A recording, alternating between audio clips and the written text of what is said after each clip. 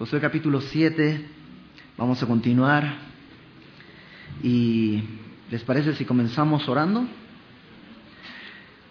Señor, te damos gracias por tu palabra, gracias porque nos permites venir a ella con total libertad, Señor. Y gracias porque podemos venir confiando en que tu voluntad está escrita en las páginas del libro que tenemos en nuestras manos, Señor. Sabemos que no son letras, sino que lo que está escrito, Señor, es tu propio aliento, Señor. El aliento que alguna vez le dio vida al primer ser humano, tú lo has puesto a nuestra disposición para venir a ella y respirar. Josué capítulo 7, vamos a continuar. ¿Y les parece si comenzamos orando? Señor, te damos gracias por tu palabra, gracias porque nos permites venir a ella con total libertad, Señor. Y gracias porque podemos venir confiando en que tu voluntad está escrita en las páginas del libro que tenemos en nuestras manos, Señor. Sabemos que no son letras, sino que lo que está escrito, Señor, es tu propio aliento, Señor. El aliento que alguna vez le dio vida al primer ser humano, tú lo has puesto a nuestra disposición para venir a ella y respirar de ese aliento una vez más y cobrar vida, Señor. Porque fuimos renacidos no de una simiente incorruptible, no de una simiente corruptible, sino de una simiente incorruptible por la palabra de Dios, Señor. Por tu palabra que vive y permanece para siempre. Abre nuestros ojos para mirar las maravillas de tu ley, Padre, te lo rogamos. Y que en este tiempo podamos escuchar claramente tu voz y tu voluntad. En el nombre de Jesús, Señor. Amén. Josué capítulo 7. Déjame hacer un resumen rápido de cómo llegamos hasta acá, para que estemos en contexto y podamos entrar ya claramente al tema del día de hoy. Josué es un libro que me narra la entrada del pueblo de Israel a la tierra prometida. Tú sabes, el pueblo de Israel había salido de Egipto guiado por Moisés como el líder que Dios utilizó para sacar a Israel de Egipto, pero Moisés no los pudo meter a la tierra prometida. Moisés los pudo sacar de Egipto, pero estuvieron 40 años en el desierto. Y esto habíamos hablado que es lo que la ley puede hacer en nuestras vidas. La ley puede mostrarnos y llevarnos al camino directo hacia Jesucristo. Pablo dice que la ley es un ayo, una niñera que nos lleva de la mano hasta Cristo. Pero la ley no puede meternos a la tierra prometida. Ley, no puedes entrar a la tierra prometida, que es un símbolo de la vida en el Espíritu, cumpliendo reglas. A la vida en el Espíritu solamente te puede introducir Josué, que en el hebreo original es Yeshua. Josué, Yeshua y Jesús es el mismo nombre. Como un símbolo, Josué en el Antiguo Testamento, una sombra del Jesús que iba a venir muchos años más adelante, que es el que al pagar el precio por nuestros pecados nos saca de Egipto, pero luego Él es el que puede introducirnos a la tierra prometida. Y muchos de nosotros ya fuimos salvos, ya salimos de Egipto, pero todavía no hemos vivido esa vida abundante de la que nos habla la palabra. Muchas veces te ha pasado a lo mejor que dices, ¿por qué mi hermano vive en gozo y todo y yo estoy totalmente frustrado? Es porque estás viviendo en tu carne. Eres salvo, pero no estás viviendo en la llenura del Espíritu. Así que Josué es una historia real, pero también hemos visto que son ilustraciones que nos permiten entender cómo es la vida en el Espíritu. Y Josué es el que logra introducir al pueblo, cruzan el Jordán. Lo primero que hacen después de cruzar el Jordán, recuerdas, es circuncidar a todo el pueblo, ahí en Gilgal. Y luego viene la primera gran batalla, si es que se pudiera decir una batalla, que realmente fue una especie de procesión que tuvieron durante 7 días alrededor de la ciudad de Jericó. Tú lo recuerdas, Dios le instruye a Josué y le dice, esta es la forma en la que vas a ganar esta ciudad. O esta es la forma en la que te voy a entregar esta ciudad, mejor dicho. Darás una vuelta alrededor de Jericó cada día, todos en silencio. Y el último día 7 vueltas y después de eso gritarás. Y resulta que sucede, gritan, los muros caen y el pueblo entonces entra y destroza todo y toma todas las cosas valiosas, el oro y todo eso, lo toma para el tesoro de Jehová, porque Dios había instruido que eso era. Esta es la primera ciudad de la tierra prometida, por tanto las primicias son del Señor. Y todo eso lo estudiamos con detalle aquí. Y todo está increíble. Y todo está de lujo. Y no sé si alguna vez te ha pasado eso, que en tu vida todo va 10 puntos. O sea, no podría irte mejor. No hay forma de que te fuera mejor. Está todo increíble. Y de pronto viene una mala noticia. Y eso es el capítulo 7. De hecho, fíjate cómo empieza el capítulo 7. Y eso marca un cambio de rumbo. Normalmente, cuando alguien te está diciendo, mira, creo que eres una excelente persona, tú sabes que viene un pero, ¿no? Y dices, ay, si viene un pero, ya valió. Eres una excelente persona, te conozco y te tengo mucha estima. Entonces tú ya estás ahí como que esperando. Y sé que haces todas las cosas tratando de agradar a Dios. Pero, quiere decir que algo cambió. Y lo mismo sucede aquí. Vienen de una gran victoria, pero los hijos de Israel cometieron una prevaricación. ¿Una qué? Una traición, literalmente. O incluso se puede traducir una infidelidad. Una prevaricación en cuanto al anatema. ¿Recuerdas qué era el anatema? Acompáñame, capítulo 6, versículo 17. Dice Dios, será la ciudad anatema a Jehová. Y cuando vimos esto dijimos que es la palabra jerem, que quiere decir algo destinado al exterminio. Toda la ciudad iba a ser destinada al exterminio. Con todas las cosas que están en ella, solamente Rahab la ramera vivirá, con todos los que están en casa, por cuanto ella escondió a los mensajeros que enviamos. Pero vosotros guardaos del anatema, ni toquéis ni toméis alguna cosa del anatema, no sea que hagáis anatema el campamento de Israel y lo turbéis. Dios lo había advertido. Dios había dado una instrucción clara. Pero dice que el pueblo de Israel cometió una prevaricación en cuanto al anatema, porque Acán, hijo de Carmi, hijo de Sabdi, hijo de Sera, de la tribu de Judá, tomó del anatema, y la ira de Jehová se encendió contra los hijos de Israel. Esto es como que el contexto de todo el capítulo. Josué todavía no sabe esto. Esto solamente lo sabemos nosotros. La ira de Dios estaba encendida. ¿Por qué? Porque Acán había tomado parte del anatema.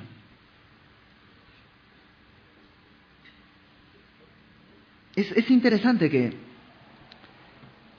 cuando las cosas de pronto empiezan a ir mal en tu vida, hay de dos sopas. Una puede ser el caso de Job. ¿Tú recuerdas a Job? ¿Cómo lo presenta la palabra? Varón perfecto, temeroso de Dios, no había en él ninguna cosa mala.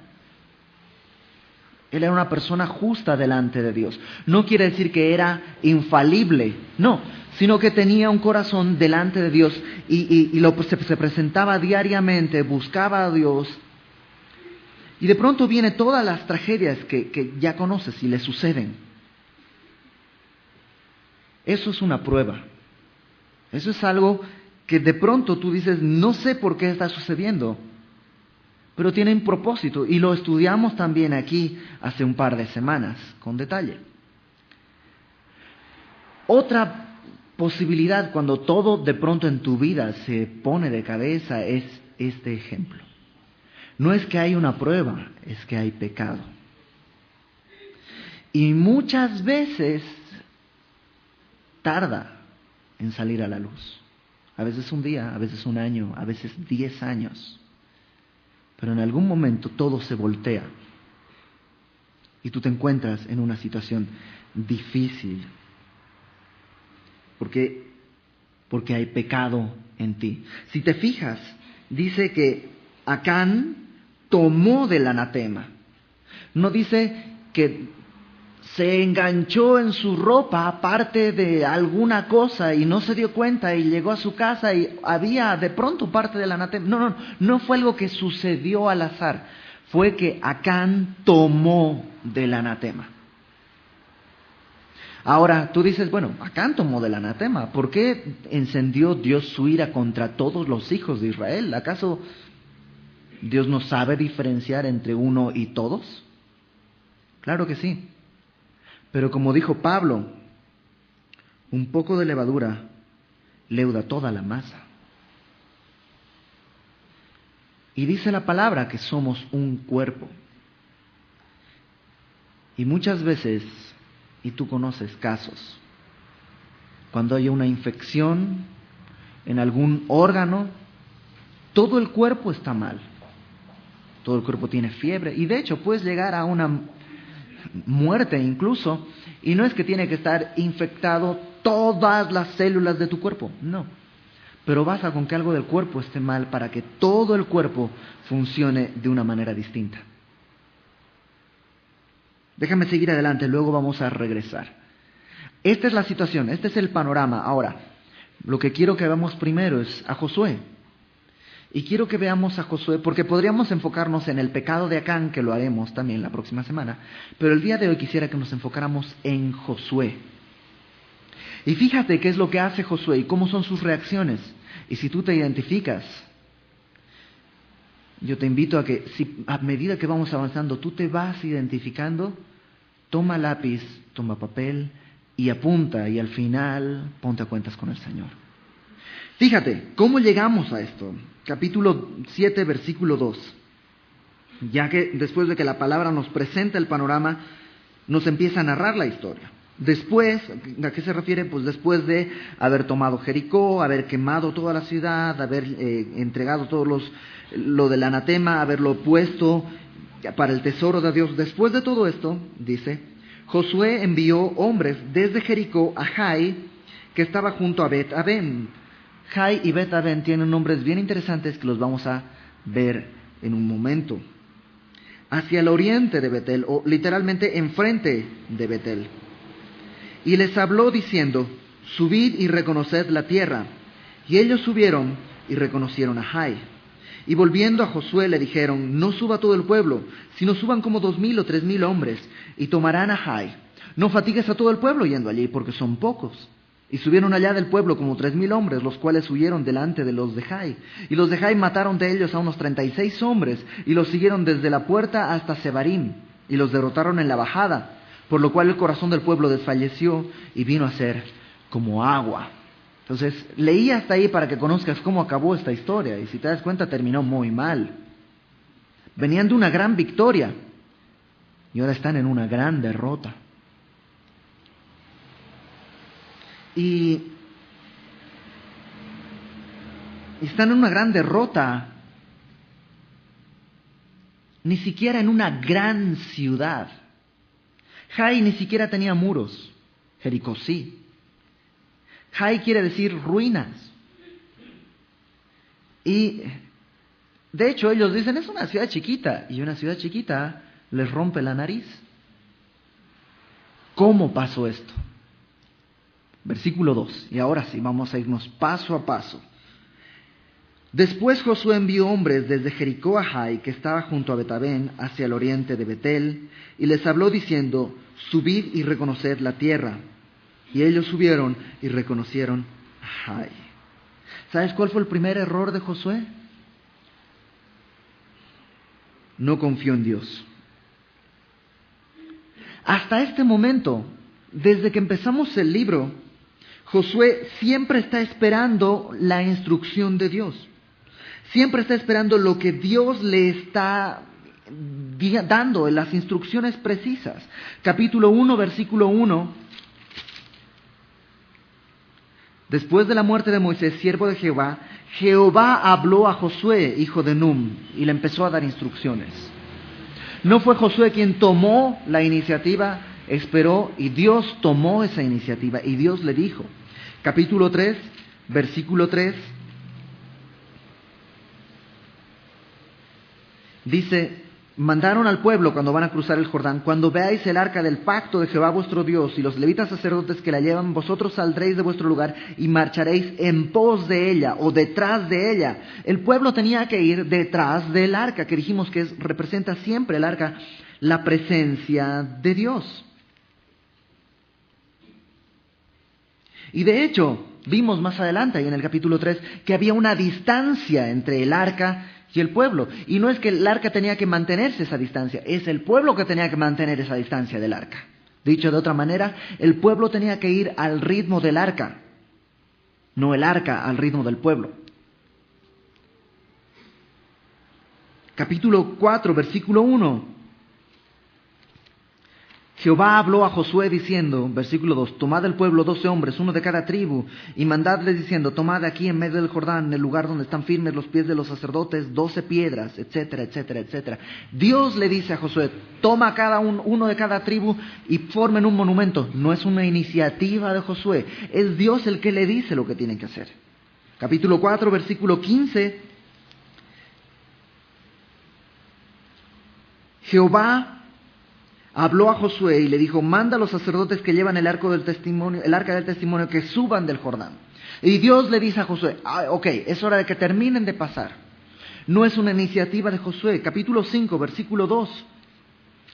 En aquel tiempo Jehová dijo a Josué, hazte cuchillos afilados y vuelve a circuncidar la segunda vez a los hijos de Israel. La circuncisión no fue una idea de Josué, es un plan de Dios. Capítulo 6, versículo 2. Jehová dijo a Josué, yo he entregado en tu mano a Jericó y a su rey con sus varones de guerra. Rodearéis pues la ciudad, todos los hombres de guerra, etcétera, etcétera, etcétera. Dios dice, yo te entregué la ciudad, yo te doy las instrucciones. Hasta este momento, Josué siempre está esperando la instrucción de Dios. Pero en el capítulo 7, Dios no ha dicho nada. Y Josué dice, pues, hasta ahora nos ha ido muy bien. Pues, mis estrategias han funcionado. Vamos a repetir la estrategia. Enviamos unos espías que regresen y nos digan y luego vamos. Y, gran problema. En mi vida, muchas veces he llegado al punto de desastre porque un poco atrás he empezado a caminar confiando en mi carne en vez de confiar en el consejo de Dios. Fíjate lo que dice Filipenses capítulo 3. Filipenses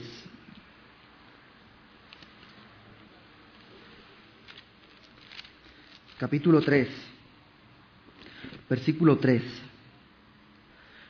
Pablo está hablándole a la iglesia. Dice, nosotros somos la circuncisión. Y hace una diferencia entre los que están circuncidados en la carne y creen que por una religión pueden ser salvos. Y dice, no. Nosotros somos la circuncisión, los que en espíritu servimos a Dios y nos gloriamos en Cristo Jesús, no teniendo confianza en la carne. Y Pablo ahí se pone de ejemplo. Aunque yo tengo también de qué confiar en la carne. O sea, si se trata de confiar en la carne, Pablo dice, pues veamos de qué cuero salen más, ¿cómo va la frase? De qué correa salen más no sé qué cosas. Pero, Pablo dice, ok, vamos a ver quién es quién. Y dice, yo tengo de qué confiar. Si alguno piensa de qué tiene que confiar en la carne, yo más. Circuncidado al 8º día, como la ley lo manda. E incluso antes de que él tuviera voluntad, él estaba cumpliendo la voluntad de Dios. Del linaje de Israel, de la tribu de Benjamín, o sea, la tribu de tribus, de donde salió el primer rey de Israel. Hebreo de hebreos. En cuanto a la ley, fariseo. Y los fariseos eran los que cumplían la ley de una manera mucho más estricta. Por el día de hoy diríamos, no falta a la iglesia, da sus diezmos, hace su devocional todos los días, lee la palabra de Dios todos los días, predica el evangelio, es intachable. En cuanto a la ley, dice fariseo, en cuanto a celo, o sea, no solamente cumplía la ley, sino vamos a hablar de con qué ardor cumplía la ley. Dice, perseguidor de la iglesia, porque él pensaba que la iglesia estaba en contra de la ley. En cuanto a la justicia que es en la ley, irreprensible. O sea, Pablo está en un estándar impecable. Pero, cuantas cosas eran para mí ganancia, las he estimado como pérdida por amor de Cristo. Y ciertamente aún estimo todas las cosas como pérdida por la excelencia del conocimiento de Cristo Jesús, mi Señor, por amor del cual lo he perdido todo y lo tengo por basura para ganar a Cristo y ser hallado en Él, no teniendo mi propia justicia, todo lo que acabo de leer, que es por la ley, sino la que es por la fe de Cristo, la justicia que es de Dios por la fe, a fin de conocerle y el poder de su resurrección y la participación de sus padecimientos, llegando a ser semejante a Él en su muerte, si en alguna manera llegase a la resurrección de entre los muertos. No que lo haya alcanzado ya, ni que ya sea perfecto, sino que prosigo por ver si logro asir aquello para lo cual fui también nacido por Cristo Jesús. Hermanos, yo mismo no pretendo haberlo ya alcanzado, pero una cosa hago, olvidando ciertamente lo que queda atrás y extendiéndome a lo que está adelante, prosigo a la meta, al premio del supremo llamamiento de Dios en Cristo Jesús. Y esto es bien importante. Ni siquiera, dice Pablo, confío en los grandes éxitos como cristiano que tuve ayer. No confío en mi carne, en lo que era como fariseo, pero tampoco confío en lo que soy como cristiano ayer. Lo que era ayer ya se acabó, mis grandes éxitos, mis grandes triunfos, eso ya está, ya pasó. Yo me extiendo hacia adelante, hacia la meta. Y creo que tenemos que reflexionar, tú y yo, si eras mejor cristiano hace 2 años. O si hay alguna época en la que tú dices, es que en esa época sí estaba bien entregado al Señor. Estás en problemas.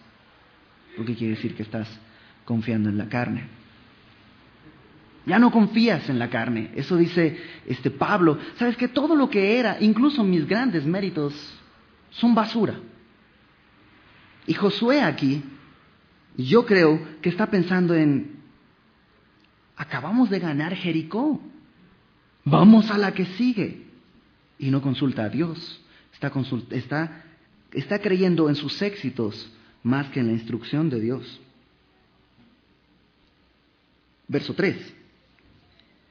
Y volviendo a Josué, le dijeron, este es el informe de los espías. Van y regresan los espías. No suba todo el pueblo, sino suban como 2,000 o 3,000 hombres. Y tomarán a Jai. No fatigues a todo el pueblo yendo allí, porque son pocos. Segundo error de Josué, confió en el consejo humano. O sea, no le preguntó a Dios, envió gente. Y luego escuchó el reporte de la gente. Ahora tú me dirás, los espías quisieron tenderle una trampa y realmente en Jai habían como 3 millones y le dijeron, vamos a decirle a Josué que son poquitos para que caiga y... No, es con toda la buena voluntad del mundo. Pero fíjate lo que dice el Salmo capítulo 1.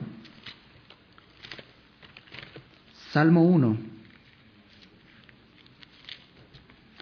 Bienaventurado el varón que no anduvo en consejo de malos. Ya lo hemos visto, el consejo de malos no es un consejo de secuestradores, pederastas, estafadores. No.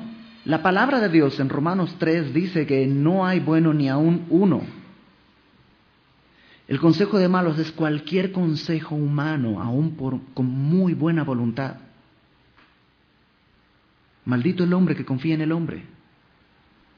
Bienaventurado el varón que no anduvo en consejo de malos, ni estuvo en camino de pecadores, ni en silla de escarnecedores se ha sentado, sino que en la ley de Jehová está su delicia, y en su ley medita de día y de noche. Será como árbol plantado junto a corrientes de aguas, que da su fruto en su tiempo y su hoja no cae, y todo lo que hace prosperará. ¿Sabes qué? Aquí el Salmo me presenta claramente 2 contrastes. Puedes estar hay de dos sopas. O estás en consejo de malos o estás en el consejo de Dios, que es en la palabra de Dios. Y Josué aquí confía en el consejo humano. Proverbios 3, versículo 5, te lo sabes de memoria. ¿Qué dice? Fíate de Jehová, nada más. Y no te apoyes en tu propia prudencia. Es así de sencillo. ¿Por qué a veces de pronto te encuentras en situaciones desastrosas? Porque uno comienzas a confiar en tus méritos, en tu capacidad, en tus logros, en lo que eres. Número 2, porque empiezas a confiar en el consejo humano, empiezas a apoyarte en otras cosas con buena voluntad, pero que no son Dios. Y solo la palabra de Dios es un consejo perfecto. Ahora, el consejo humano siempre tiene este mismo color que vamos a ver. ¿Cuál es el consejo que le dan? Pues no fatigues a todo el pueblo, unos poquitos, ya con eso es suficiente. Y el día de hoy también el consejo humano es así. No exageres. No exageres. Tu carne misma te da ese consejo. Cuando estás frente a una tentación, sabes que vas a caer y dices, voy a tener que... no hay nadie en la casa, voy a encender la computadora. No, mejor no. Bueno, pues, ni que fuera para tanto. O, si eres casado, pues tú no está lloviendo, es época de lluvia, y tienes una compañera de trabajo, y ni modo que se vaya sola a su casa. Y a lo mejor tú dices con toda buena voluntad, la voy a llevar. ¿Sabes qué? Tu conciencia te dice, no. Y tú dices, bueno, no hay que exagerar. No pasa nada, le voy a llevar nada más. ¿Sabes qué? Toma medidas radicales, exagera. No hay enemigo pequeño. El mundo puede hacerte creer que sí. Pero dice la palabra que tenemos que estar entendidos y conocer las maquinaciones de Satanás. No hay enemigo pequeño. No juegues con fuego. Fíjate lo que dice 1 Corintios capítulo 9. En contraste a esto, versículo 24, 1 Corintios capítulo 9. ¿No sabéis que los que corren, 1 Corintios 9, 24, no sabéis que los que corren en el estadio, todos a la verdad corren, pero uno solo se lleva el premio? Corred de tal manera que lo obtengáis. O sea, Pablo dice, mira, pone un ejemplo, una carrera. Nadie entra a una carrera como para pasear. O sea, corre de tal manera de que llegues primero. ¿Has visto las caras de los corredores cuando terminan los 100 metros? ¿Por qué? Están destrozados, porque quemaron todo. Solo tienes 100 metros. Y nosotros no tenemos ni 100 años para quemar todo lo que tienes por Cristo. Es falso el consejo del que te diga, bueno, no hay que exagerar, eso ya es fanatismo. ¿Sabes qué? Ese es consejo humano. Tú puedes oírlo y vas a terminar como Josué en este capítulo. Fíjate lo que dice después de eso. Todo aquel que lucha, y la palabra lucha es la palabra agonizomai, que literalmente quiere decir como pelear hasta la agonía. Todo aquel que lucha, 1 Corintios 9, verso 25, el que lucha, de todo se abstiene. Ellos, está hablando de los luchadores de las Olimpiadas, para recibir una corona corruptible, pero nosotros, una incorruptible. ¿Cuánto tiempo pasa entrenando? Yo tenía muchos amigos bailarines de ballet clásico. Tú sabes que a veces para ser admitidos en alguna compañía de danza, están 1 kilo arriba o 2 kilos arriba del peso que tienen que tener. Entonces, ¿sabes qué? Literalmente hacen como huelga de hambre. No comen nada, puro agua, un rabanito de vez en cuando, y para llegar al peso. Y tú le dices, oye, pues, ¿vale tanto la pena entrar a esa compañía? Claro que sí, vale toda la pena, pero ni te van a pagar, pero no importa, y ya están, y ¿sabes qué? Se enferman, y Y así son los jugadores en las Olimpiadas. Y nosotros en esta carrera por una corona incorruptible decimos, pues qué tanto es tantito, total, luego me arrepiento. No exageres. Y la palabra de Dios me dice, ¿sabes qué? Es una carrera. Solo tienes una carrera, tienes una sola vida. ¿Has escuchado ese consejo? Tienes una sola vida, hay que aprovecharla. Yo digo, exacto. Pero para Cristo no tienes más oportunidades. Es tu única oportunidad, una sola vida. Verso 26 de 1 Corintios 9. Así que yo de esta manera corro. Pablo dice, yo corro así. No como a la aventura, o sea, no como viendo el paisaje. No, yo sé dónde voy. Sé dónde quiero llegar.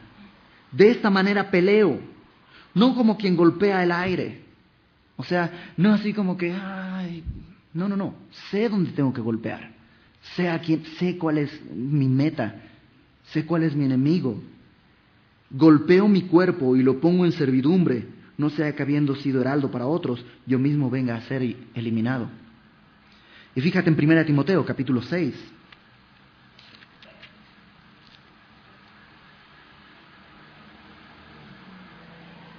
Versículo 12.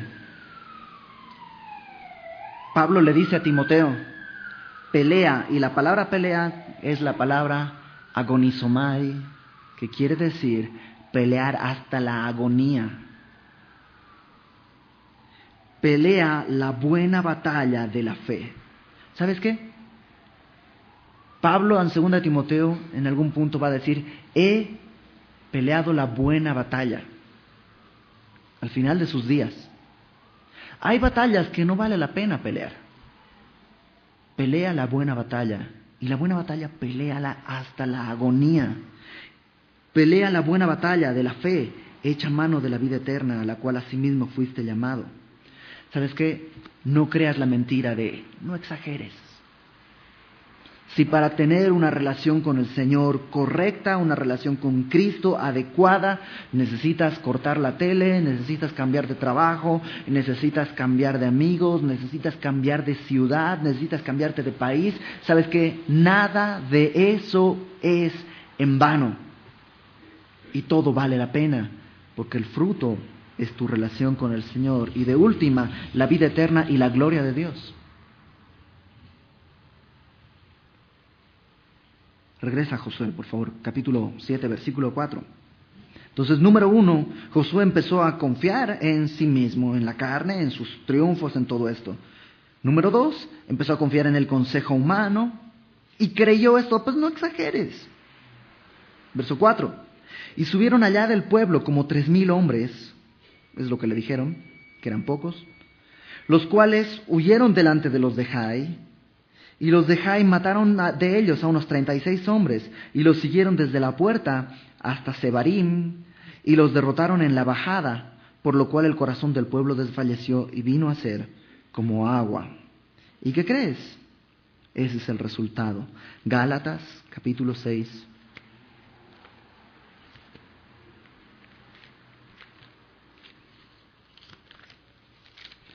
Versículo 7. Dice, no os engañéis, Dios no puede ser burlado. Todo lo que el hombre sembrare, eso también segará. Porque el que siembra para su carne, de la carne segará corrupción. Mas el que siembra para el Espíritu, del Espíritu segará vida eterna. Y por eso te encuentras a veces en esta situación y estás segando corrupción. Y tú dices, ¿por qué? Bueno, comenzaste a confiar en la carne, sembraste en la carne, y estás segando en la carne. ¿Sabes qué quiere decir la palabra corrupción? Ruina.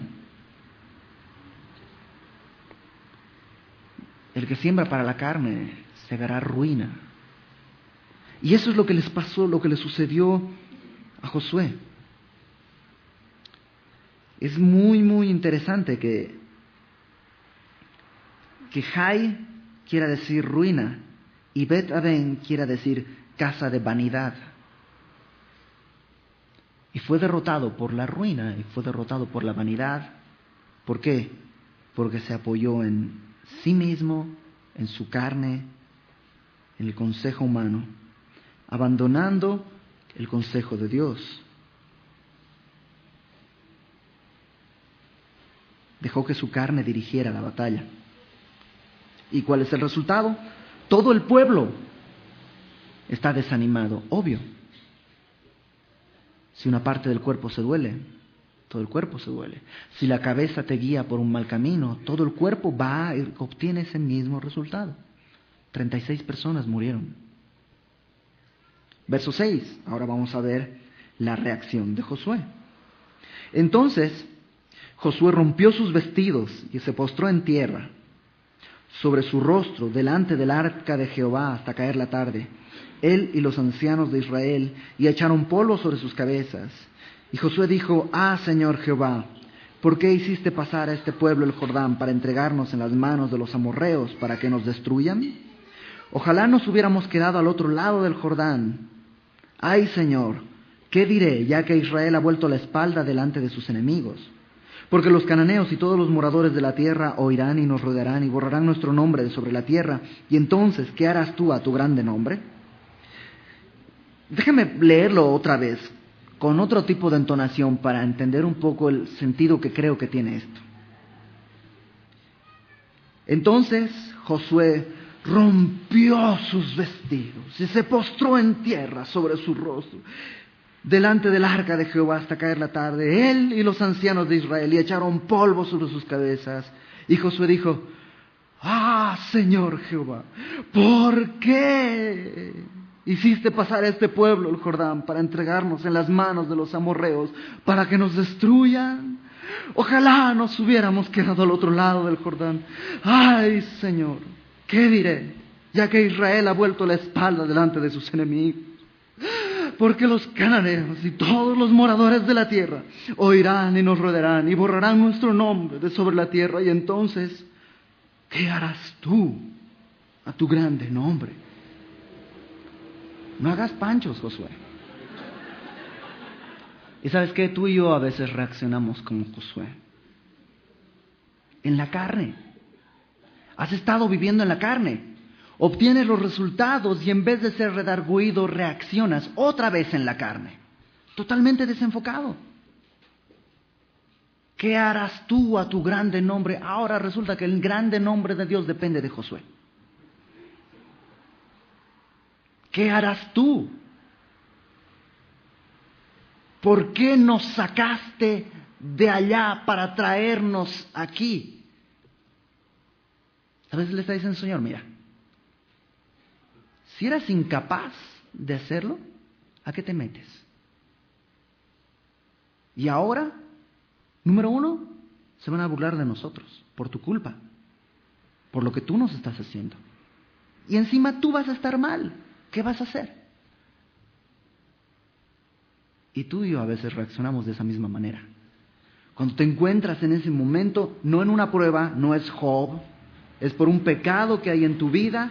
De pronto estás en esa situación y ahí estás: Señor, ¿por qué me pasan a mí estas cosas? ¿Por qué no, Señor? Y constantemente es así bien sencillo. Estás reaccionando en la carne. Y Dios, ¿sabes qué? En su misericordia permitió que no ganaran esa batalla para que pudieran darse cuenta de que había pecado entre ellos y pudieran tratar ese pecado. Y muchas veces, en su misericordia, Dios trata de disciplinarte y tú rechazas y repelas la disciplina y te zafas. Y le echas la culpa a Dios y reaccionas en la carne,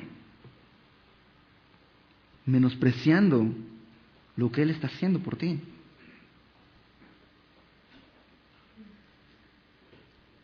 Pero me encanta que incluso ahí Dios tiene misericordia.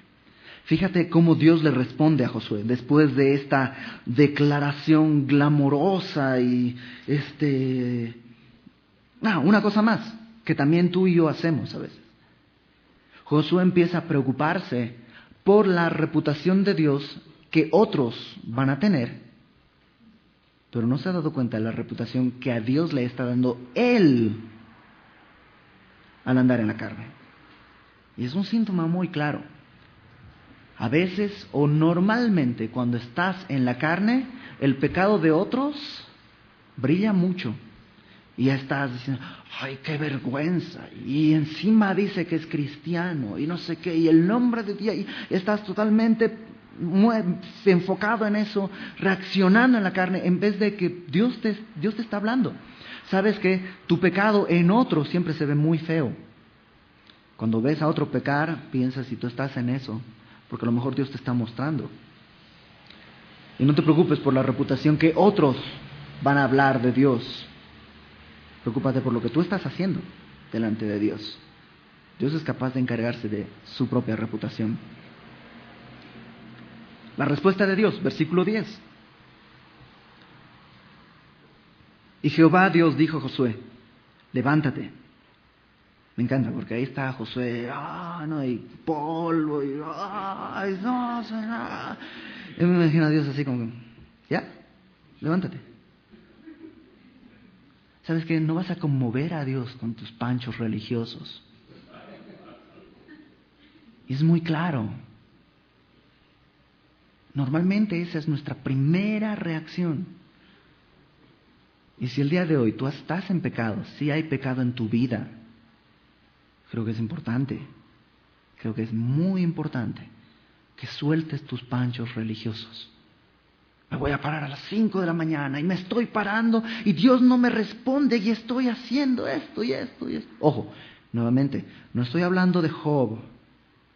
Dios puede permitir, si examinas tu corazón y delante de Dios has confesado tus pecados y todo eso, a lo mejor Dios simplemente está tratando en ti algún área de tu vida. Estoy hablando específicamente si en este momento el Espíritu Santo te está redarguyendo y te está recordando un pecado, no que has cometido, sino un pecado que estás viviendo constantemente, todos los días. Escucha la voz de Dios. Levántate. ¿Por qué te postras así sobre tu rostro? Israel ha pecado, y aún han quebrantado mi pacto que yo les mandé, y también han tomado del anatema. Y hasta han hurtado, han mentido, aún lo han guardado entre sus enseres. Por esto los hijos de Israel no podrán hacer frente a sus enemigos, sino que delante de sus enemigos volverán la espalda, por cuanto han venido a ser anatema. Ni estaré más con vosotros, si no destruyereis el anatema de en medio de vosotros. Levántate, santifica al pueblo y di, santificaos para mañana, porque Jehová el Dios de Israel dice así, anatema hay en medio de ti, Israel. No podrás hacer frente a tus enemigos hasta que hayáis quitado el anatema de en medio de vosotros. Os acercaréis pues mañana por vuestras tribus, y la tribu que Jehová tomare se acercará por sus familias, y la familia que Jehová tomare se acercará por sus casas, y la casa que Jehová tomare se acercará por sus varones, y el que fuere sorprendido en el anatema será quemado él y todo lo que tiene, por cuanto ha quebrantado el pacto de Jehová y ha cometido maldad en Israel. Me encanta la respuesta de Dios. Número 1, Dios le dice, levántate. ¿Sabes qué? No te sorprendas, hay pecado. Y si hay pecado, hay consecuencias por el pecado. Dios no puede ser burlado. Si hay pecado en tu vida y lo tienes ahí escondido, Dios no puede ser burlado. Y si no estás viviendo las consecuencias el día de hoy, las vas a vivir. Puede ser en 1 año, puede ser en 10 años, puede ser en 30 años, pero la vas a vivir. Y mientras más tardes en sacar a la luz el pecado, va a ser más difícil, va a ser más complicado, va a ser más doloroso. Y Dios le aclara ahí, no van a poder ganar, porque ya no voy a estar con ustedes, en el versículo 12. Es como que le estuviera diciendo, Josué, nunca ganaste por tus propios méritos. No es que ganaste porque Jericó eran pocos, y no es que vas a ganar porque Jai son pocos, o hubieras perdido porque son muchos. No tiene nada que ver eso. Tiene que ver mi presencia en medio de ti.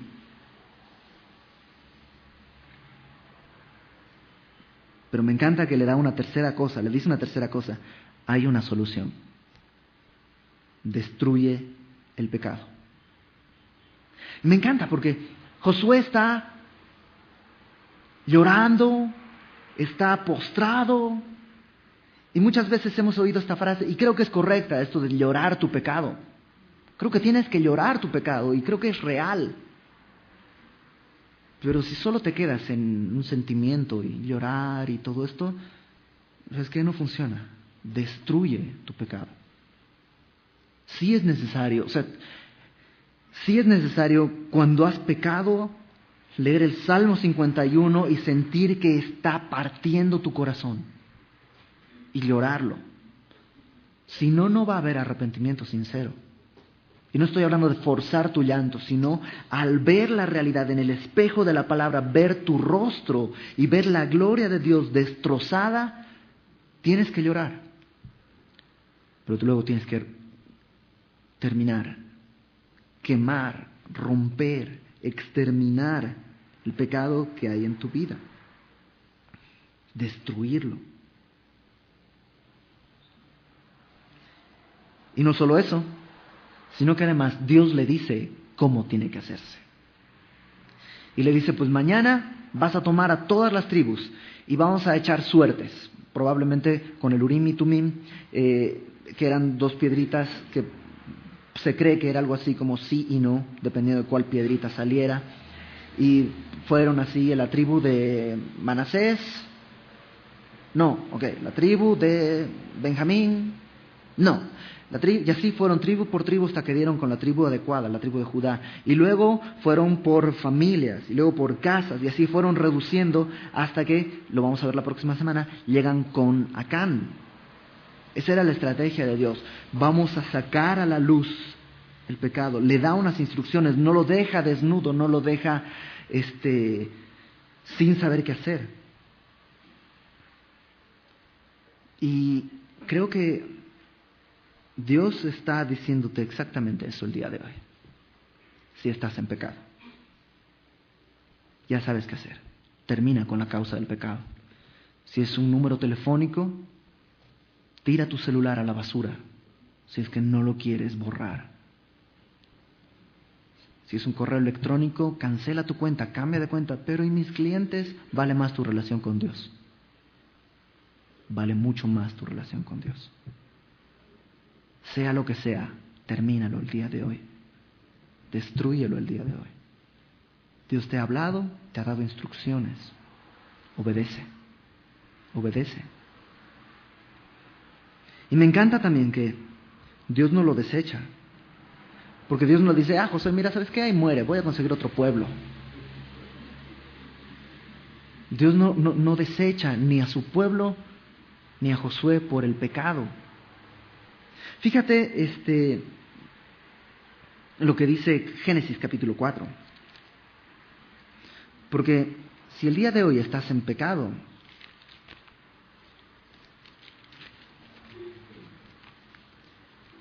Dios no está enojado. El pecado no es un problema con Dios. Y tú dices, no, porque Dios ya proveyó la solución en Cristo. O sea, si hay pecado, ya hay una solución. Es Cristo, es la cruz. El problema es que no quieras tomar esa solución. Fíjate en Génesis capítulo 4, versículo 5. Dice, pero estamos hablando de Abel y Caín cuando presentan sus ofrendas. Dice, no miró con agrado a Caín y a la ofrenda suya, y se ensañó Caín en gran manera y decayó su semblante. Esto es, se enojó y se deprimió. Entonces Jehová dijo a Caín, ¿por qué te has ensañado y por qué ha decaído tu semblante? Si bien hicieres, ¿no serás enaltecido? Y si no hicieres bien, el pecado está a la puerta. Con todo esto a ti será su deseo y tú te enseñorearás de él. Y Dios le dice a Caín, ¿por qué estás así? ¿Por qué estás haciendo panchos? Si haces lo correcto, vas a ser enaltecido. Pero si no, aguas, el pecado está a la puerta. Tú lo puedes dominar, tú puedes enseñorearte del pecado y librarte de ese pecado. ¿Pero qué hizo Caín? ¿Hizo lo correcto? No, decidió abrazar el pecado. y decidió, en vez de solucionar su corazón, decidió matar a su hermano. Ese es el Dios que tenemos.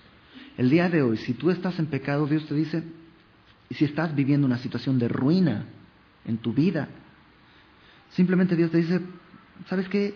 Arrepiéntete de tu pecado. Si haces lo correcto, vas a ser enaltecido. Pero aguas, porque si estás en pecado, estás en graves problemas, porque vas a seguir en una espiral descendente en pecado. Y Josué, me encanta. Versículo 16. José, pues, levantándose de mañana, hizo acercar a Israel por sus tribus, etcétera, etcétera, etcétera. ¿Qué hizo Josué? Obedeció. Sencillamente, obedeció. ¿Sabes qué?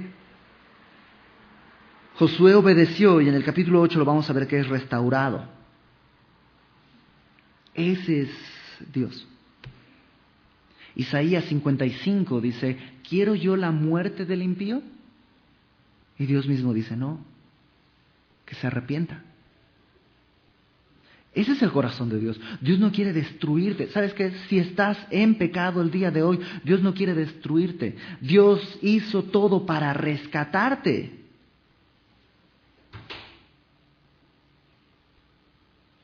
La gloria de Dios es tener misericordia.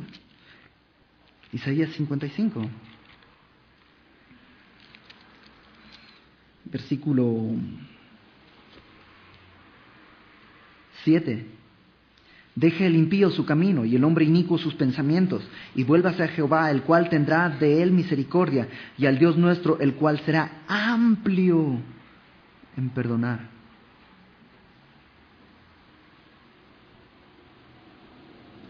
Dios es amplio en perdonar. Dios quiere perdonar. Ese fue el propósito de Jesucristo, glorificar al Padre, porque la gloria de Dios se muestra perdonando y rescatando al pecador, pero no para que permanezca en pecado. Primera de Juan 1:9, tú te lo sabes. Si confesamos nuestros pecados a Dios, Él es fiel y justo para perdonar nuestros pecados y limpiarnos de toda maldad. Si el día de hoy estás en pecado, realmente yo te invito a que te pongas a cuentas con el Señor. Ponte a cuentas con Dios y destruye la fuente de tu pecado. Si el día de hoy estás en una ruina, examina tu corazón. Pídele al Señor que examine tu corazón. Si hay pecado, que Dios te lo muestre y quémalo. Asegúrate de que no estás viviendo una prueba, sino estás viviendo una consecuencia del pecado. O más bien al revés. Asegúrate de que no estás viviendo una consecuencia del pecado, sino una prueba. En una prueba hay gran esperanza. La consecuencia de tu pecado, el estar pagando lo que tú hiciste con el pecado, es doloroso, difícil. La paga del pecado es muerte. Mas la dádiva de Dios es vida eterna en Cristo Jesús. Acompáñame rápidamente a 2 Corintios capítulo 10. 2 Corintios capítulo 10. Versículo 3. Dice, pues aunque andamos en la carne, esto quiere decir Pablo, aunque somos seres humanos, no militamos según la carne. Y la palabra militamos ahí es la palabra estrateumai, de donde viene nuestra palabra estrategia. O sea, aunque vivimos en la carne, tenemos un cuerpo y todo esto, nosotros no diseñamos nuestra forma de vida, nuestra estrategia no es según la carne. Porque las armas de nuestra milicia, o misma palabra, las armas de nuestra estrategia, las cosas con las que Dios nos instruye, las armas de nuestra estrategia no son carnales, sino poderosas en Dios para la destrucción de fortalezas, derribando argumentos y toda altivez que se levanta contra el conocimiento de Dios. Y esto de derribar fortalezas se ha hecho un show y se ha abaratado tanto, fortalezas y derribo, ¿sabes de qué está hablando? La palabra fortalezas ahí literalmente es castillo, o lo puedes traducir como prisión. Y dice que estas armas que tenemos, que no son carnales, son para la destrucción de estas prisiones. ¿Cómo?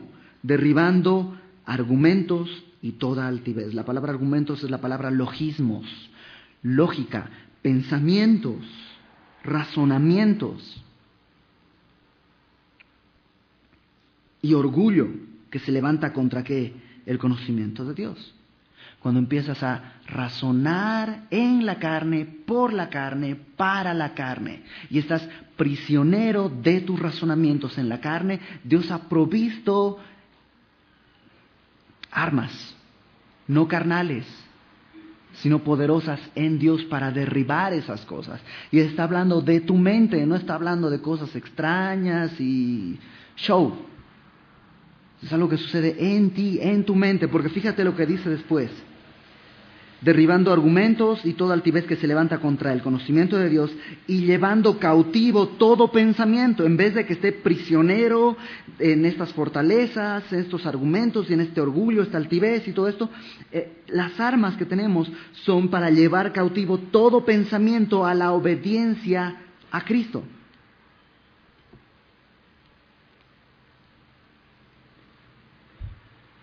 Tu pensamiento en Él. Segunda de Timoteo, capítulo 1.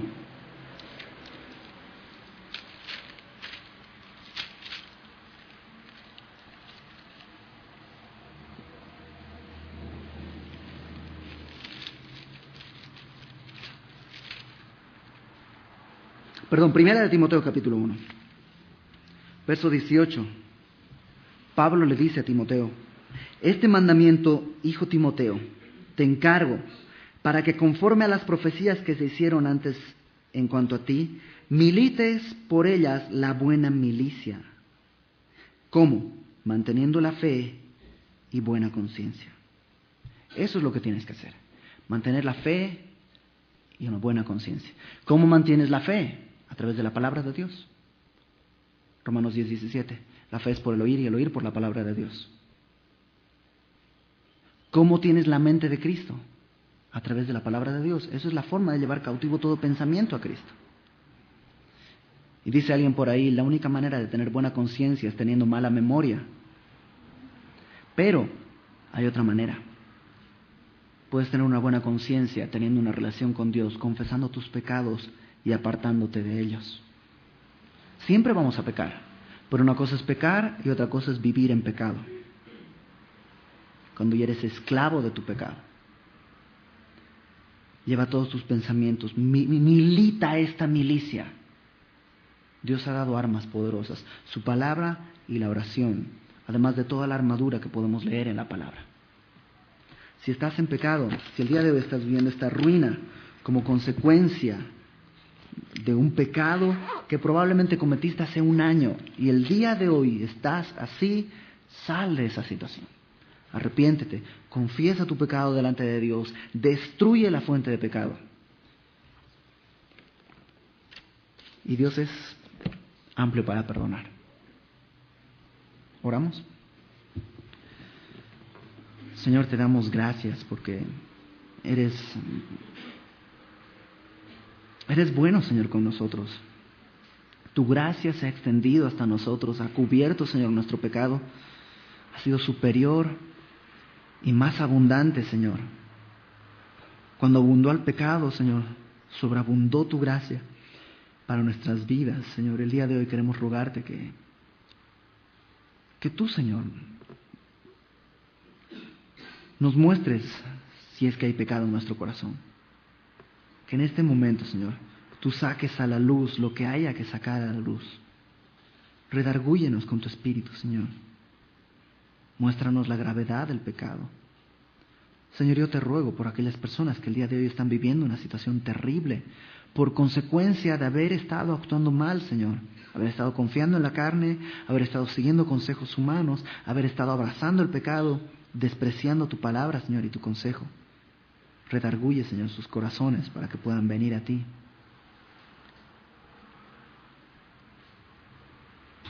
Y ayúdanos, Señor, a militar en la buena milicia, Señor.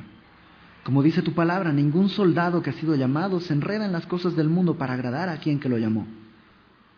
Y tú nos has llamado, Señor, y queremos agradarte a ti. Somos tuyos, Señor. Nos ponemos en tus manos, en el nombre de Jesús, Señor. Amén.